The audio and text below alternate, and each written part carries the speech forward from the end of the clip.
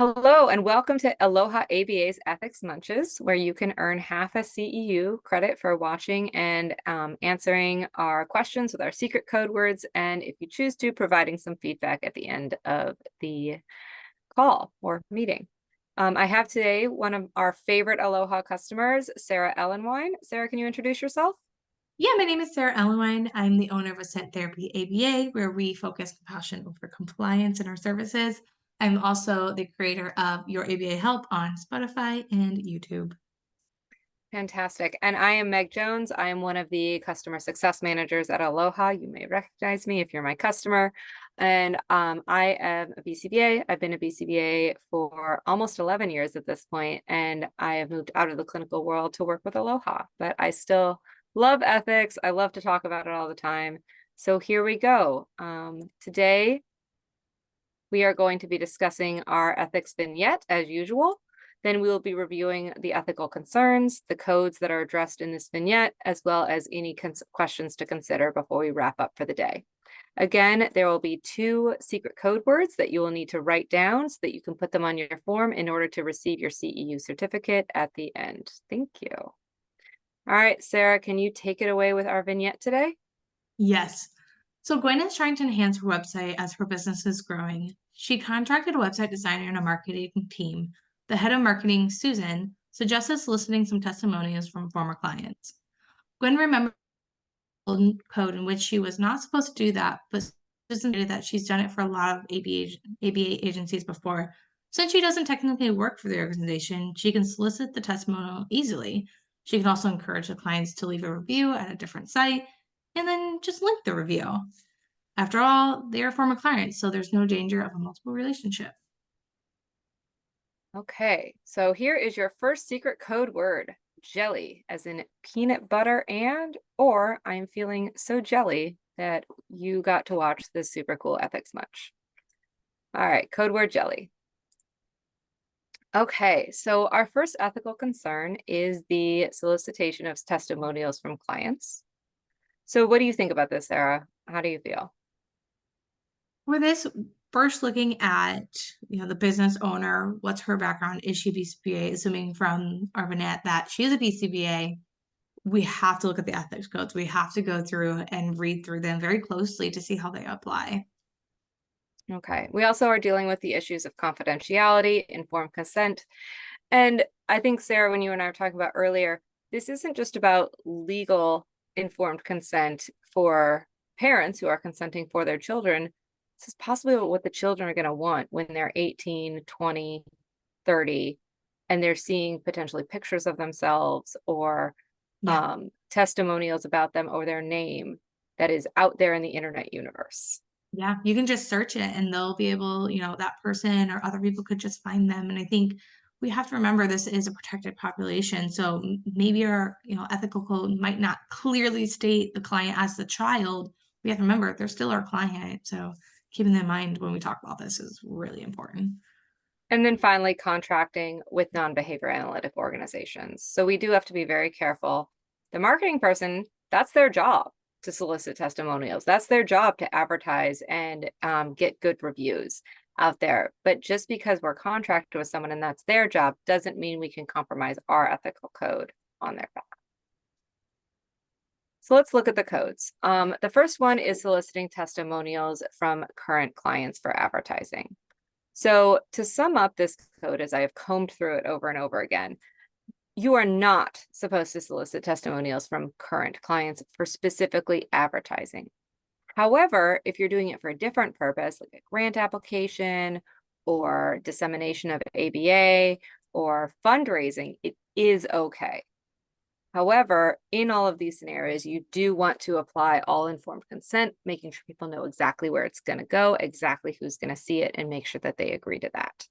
So, for example, if you were to do a poster at a conference and you wanted to have a parent provide a testimonial again on the social significance of the intervention that you did, rather than just doing a simple Likert scale, that is something that is allowed as long as you have provided informed consent. However, when you come to using testimonials from former clients for advertising, that is technically allowed. Again, you still need to use informed consent in these scenarios, and you do also have to give the option for them to have their testimonial removed at any time. What about this kind of seems where it could get tricky to you, Sarah, using those testimonials of former clients? So for former clients, if they return, that's going to get tricky. And then also looking at it from who is soliciting these, how is that conversation happening? And then also, I would really, really advise you to look into the laws. A lot of different insurance companies have their own laws. For example, I know, it could have changed, but when I worked in Michigan a few years ago, they had, provider laws where you could not post their client on your website and things. So looking at the laws, looking at HIPAA, and then, if you have a former client that is, leaving a Google review or wanting to just spread the word and just, tell everybody how amazing your company is, you got to stop and look at those ethics. Exactly. I think that's a really good point. In part of our ethical code is abiding by all the other laws that exist. Yeah. So just because it's not in the code doesn't mean we don't have to abide by it according to the code, because if it is another law, this is one of those. Mandated reporter is a big one that we always address in this, or HIPAA laws. We have to follow what those HIPAA laws are wherever we are, as part of our ethical code, is not breaking the law. That's an interesting point you brought up about leaving a Google review or something like that. We can't stop families from going out and leaving us a Google review. I think good or bad. I see a lot of things out there of people, how do I get this bad Google review about my organization taken down? Or I have this good Google review. The important thing to note here is that you still can't take that. And, it is out there for the public. People can search your company, they can see that Google review that somebody's put out, but you cannot copy it and paste it and put it on your website, according to the BCBA Code of Ethics. Yeah, so you're like linking that directly and you're using it, you're benefiting from that Google review at that point, right? Yeah, and I think the important thing is you're gonna benefit from it, hopefully, because hopefully it's great. Yeah. But you can't use it. Yeah. You cannot use that Google review. You can't copy and paste it from a current client. Hopefully it's a good one though. And hopefully people will just search your company. Yeah, and I love this topic. Oh, sorry, go Go ahead. ahead. Yeah, no, go ahead. So I love this topic because it's something that I recently encountered as a new business owner. I did the exact same thing where I hired a marketing team and I was like, okay, let's do this. Let's create the website. And we had this full conversation about how to do this, how to kind of move forward and get the name out there and get us on the front page, all of that. And it was a really hard conversation for me to explain to them. Like, I have this ethical code that I have to follow. And they were trying to find roundabouts ways. And I was like, you know what? None of this is going to work for me because it's just so tricky. It's such a gray area, and there's so many, well, maybe if we did it like Exactly. this. Yeah. And that's one of those times where too, I do always love to refer to people as to the BCBA ethics hotline. They can help you with this. If you have a specific scenario, again, you can get an email from the John Bailey, who will tell you whether you can do this or not. Or at least provide you with some guidance. That's always a great resource, especially in these areas where it is a little bit gray. But I think the things that we do see from the ethical codes is you can't do it with current clients. You can technically do it with former clients, but you do have to be careful of a return, and informed consent always needs to be involved. All right, so we have moved on to our secret code word number 2, dolphin. I don't have a quippy thing to say about the word dolphin, so just remember that it's dolphin. All right, so let's talk about our ethical questions. So for you, Sarah, you kind of touched on this already. Does the fact that it's actually the BCBA who's not the one asking for the testimonial make a difference here, technically or ethically? Yeah. So like this was the conversation we had with the marketing company. So if, there was somebody above me, would it be different? What's my responsibility as a BCBA, even if they aren't directly my client, but they're within my organization? What's my responsibility to protect this population? Because, we do have other codes, first few codes that we talk about too, of protecting the population and protecting and, educating. So does it make a difference? I think it really does. I think who is soliciting it, they might be able to get away with it in terms of ethically, legally. You look at all the laws, you look at HIPAA, potentially they might be within fair grounds. However, I think you step back as a BCBA and say, maybe this is my client and check in. Have they had informed consent? Are they comfortable? Are they aware that, their kid is being posted on Facebook? Did they truly understand what that would look like? Did they understand like their kid's face is going to be on the front page of the website and it's going to be advertised, little Johnny's doing great, with his autism therapy? How do they feel? Like checking in, just really understanding how the family feels. Because I think it comes back to the family and how they're doing, understanding that information going out, making sure the informed consent is truly happening. Yeah, and I do think on top of that, if we're saying like, oh, well, I didn't solicit it, the marketing person did. Mm-hmm. How did that marketing person get that family's contact info? Exactly. Right? And That's you sharing client information. That is a huge no. And in that sense, even if you get the informed consent, and even if you say, hey, Barbara, I wanted to give your info to our marketing person to solicit a testimonial from you that I can't solicit because I'm not legally allowed to do it. That feels a little fishy. yeah, How how are are we they? going to go around? Like how are we doing that? And that's okay. Yeah.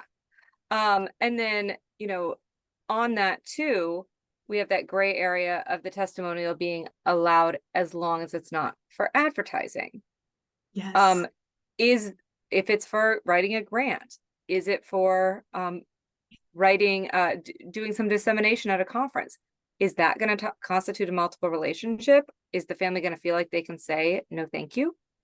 Are they going to feel special? Are they going to be like, wow, like I have this really cool situation occurring, like, or like, wow, this company really cares about me and that grant that's happening, making sure that you have those boundaries in place. It's difficult for sure. So if you are Yeah, listening to this and you've struggled with this, I can definitely understand that because of the opening my company, it was definitely something where I was like, okay, I need to establish my policies, my beliefs now, and try to kind of set that foundation. exactly. And making sure that, yeah, is that solicitation or that is that testimony that they're giving you, is it a gift? And is it worth more than $10 to you? Right? We were talking about the gift giving ones in some of our past ethics munches. This could potentially, if that's the parent who is super easygoing and she's always willing to give you whatever you want, is that the parent that's getting better treatment from you or more of your time? Is that the first email you return? Yeah. It You could have to be be you're like, really wow, that's careful. so great, especially if you're a small company. So, another thing that we kind of talked about a little bit is okay, so where does this ethics line fall? So, like, obviously, we know as BCBAs, we have to follow our ethics code. Let's say someone at the top of the company, the CEO, isn't a BCBA, they just own the company. Yeah, For them, they're putting out these advertisements because it's a business. And that's where it gets tricky. Because at the end of the day, AV companies have to make money to stay open. In order to do that, they have to compete with other companies. Like, there's a business at the end of the day. So, are they allowed to kind of ignore our ethical code? Are we allowed to sit back and that's okay? What are your so the thoughts? the BACB and the ethical code would actually say no. If Mhm. you, as a BCBA, your responsibility, part of it is to make sure other people are following the code. It's much like mandated reporter. If you see something, you have to say something. You have to do something about that, whether that's within your organization or whether you see something online, whether you are talking to a BCBA who's a friend who tells you about something that they did, and you're like, ooh, wish I didn't know this now, and now I have to do something about it. It is your responsibility to not only follow the code for yourself, but to make others aware of the code. And Mhm. it specifically states in these ethical codes that if you are part of an organization that is doing this, even if you're not the one who's doing it, you do need to take steps to remedy the situation. Yeah, I think it's important to be a role model in the situation because beyond ethics, so I guess this is still ethical, but beyond our like written codes that are clearly spelled out, thinking about our responsibility to our clients. We know that they are typically a population that might need extra supports. So they might need, additional informed consents. They might need some assistance, understanding kind of what's happening. And again, talking about those smaller, younger clients, that might not be possible for them to truly understand the implications of their cute picture going on Facebook. And there's another conversation too, is that even advertising too on Facebook, but we'll get into that. But truly, can they understand? Is it the parent? It is the parent's right to sign off on that and say, like, it's totally fine. We're into it. We agree.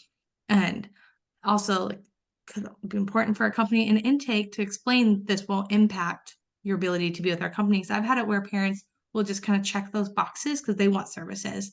They don't want this Mhm. company to turn them away. So having those conversations be separate, making sure they understand, and if the client's able to be a part of that conversation, they understand the implications, truly having that informed consent.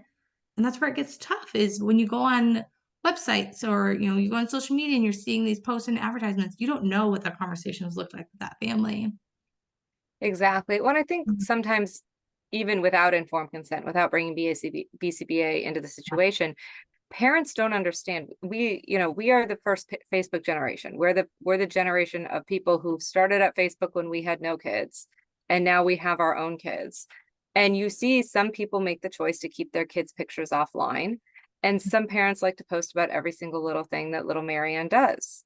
And there's a lot of stuff out there, and I don't know if people are truly recognizing the impact of what will happen as those children get older, and that their entire childhood is captured online and able for them to. This is a whole deep side quest that I'm going And on. there's so much I have to say about this one. It's hard to just It's only grasp. half a CEU. It's only half a CEU. Exactly. Like, I feel like this one we could do multiple parts of, just Yeah. because you also frame it in the mind of other professions. So ABA, Mhm. we got our little ones in clinic, they're cute. And we also have our teens that are also wonderful. We want to post them too and share their journeys, and adults. But let's say you put that child in any other frame as far as like a medical field, so like going to the pediatrician, and the pediatrician says, "Look, little Johnny, the little rash is so clear now thanks to our service." Yeah. Like what if it's like a personal rash or something that's kind of embarrassing to the family? Like they might have signed off on that paper in an intake like 2 years ago, and then now Mhm. they're getting posted, and they're like, "Wait a second." Yeah, exactly. It could You know? be. Yeah. And or again, maybe little Johnny is not going to love that in 15 years. Exactly. That's out there. It's at the end of the day, it's going to be his photo, whether he was 3 or 18. Yeah, and you can just search and you can find that little Johnny has an autism diagnosis when he was 2 and he received services. Like it's super easy to find the information. It's out there. So like arguably it's almost a HIPAA violation when you can start to piece those things together. Again, another conversation for another day. But the last Hmm. thing I wanted to hit on before we moved on though is a big one I think we all see. Like I'm sure we've all seen it with companies maybe we work with, former companies, other companies. It's Facebook or Instagram or TikTok or whatever it is, putting clients' faces and their journey on Facebook purely for fun. Is it technically advertising? If you're I just mean, like, look at our fun day, is it their business page? Is it their personal page? I think it's going to that be the company's page, the right? company's page, to me, that's advertise. That's trying to get butts in the seats, because Mhm. at the end of the day, that's what parents want to see, Yeah. right? They want to see really cool outcomes. They want to see, wow, that kid is just like mine, and look at all the things he's doing. And so that's why, with other organizations, with non-behavioral organizations, with, let's say, marketing companies, or, to use this super cool app, it's like, wow, I played Royal Match and I feel great. So you should play it too. Yeah, Right. Well, exactly. thank you, actor from Suits. That's great to know. If it's That's different, this is private health information. This is PHI. This is somebody's life. It's not about the cool app. It's not about, wow, oh, I also need that bra because that person has a similar build that I do. Yeah, And it's first of serious. all, that's an actor. But even if it is a testimonial from a real person, that is an adult who's choosing to make that testimonial, and it couldn't possibly affect a multiple relationship or the type of ongoing treatment that they would receive. So we've learned here that it's okay for former clients. You can ask former clients for testimonials technically. How do you, how long do you feel like you should wait for something like that? How long do you feel is appropriate? What if the client does need to restart again? How do Mhm. you handle that situation? So I would look at your policies. For some companies, I know restarting a client once they've graduated is not going to happen. They don't allow it based maybe on their age range, they age out. So again, like it's going to change. But in Michigan, typically once kiddos hit like 5, 6, 7 age range, they're not going to return to ABA services. They have to go to school. So knowing those kind of stipulations, I think it'd be appropriate immediately to reach out, be like, hey, we really enjoyed our relationship. Would you like to share your thoughts on it? And kind of giving them that opportunity, and then disclosing and informed consent is still absolutely important. Um, and then other situations where they could return, you're a small town, you're the only provider, I would hold off, especially in the small towns. Everybody's gonna be talking, everybody's gonna know. So I would Hmm. just hold off, let the dust settle for the family, let them feel, kind of the effects of therapy and generalization, maintenance, and reach out, 6 months, a year, see if they're doing okay, see if there's any chance of ever returning at that moment. And I think that's fair. You've made a good decision, use the best. Exactly. Yeah, give a little bit of a waiting period, give the Yeah, dust a chance to settle. exactly. Um, so we talked about, situations like fundraising or ABA dissemination. In those situations where it would be appropriate to ask the client for testimony, can you think of any others where you might use that? I've seen it in the past. So, like, there might be holiday gifts that go to the clients that involve testimonies from parents that stay internal. I've seen that as like a gift to staff, like parents have the opportunity to email in their thoughts and their, thank yous if they have them. They can obviously not do it if they want to, but it stays internal. So that way it's a gift for the clients. Or gift for the staff. I've always thought that was a neat idea. I love Um, that idea. We used to do that in our employee evals. yeah. Send the parents a survey that they could fill out about the people that they work with so that we could incorporate it into their evaluation, how they're perceived by parents. And so that is in a way a testimonial. And again, they had the option to opt out and the information never went anywhere. Yeah. I think again, just being open and honest about truly where this information is going to go. Is that going to ever be posted online? Things like that. Yeah, and what it will be used for and who is going to see it. Yeah. So as you are a growing company in a small town, Mhm. what are some ways that you are ethically marketing your business? And what are some ways that you think are appropriate for other people to use?